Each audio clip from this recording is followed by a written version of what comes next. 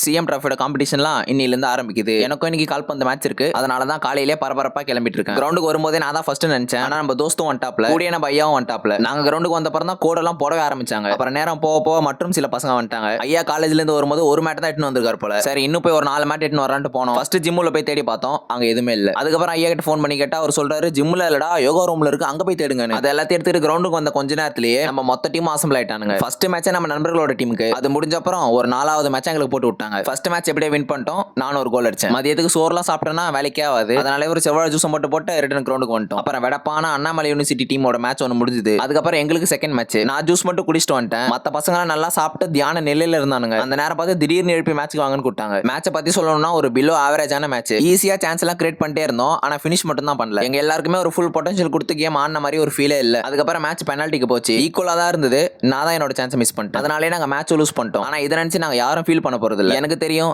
என் கோச்சுக்கு தெரியும், என் டீமுக்கு தெரியும் நாங்க யாரு, எங்களோட ஃபுல் பொட்டன்ஷியல் என்னன்னு. இது சிஎம் டிராஃபி தானே, ஜோனல் இல்ல. ஜோனலுக்கு இன்னும் 1 மாசம் இருக்கு, பாத்துக்கலாம். இன்னும் நிறைய விஷயங்கள் சொல்லணும். ஆனா அதை நான் பேச்சு மூலியமா காட்டுறதுல விருப்பப்படல. அதுக்கான நேரமும் இருக்கு, காலமும் இருக்கு, பாத்துக்கலாம். அதுக்கப்புறம் வீட்டுக்கு வந்துட்டு நைட்டுக்கு சாப்பிட்டு அலாரம் வச்சுக்கிட்டேன். தொடர்பில் இருக்கவும்.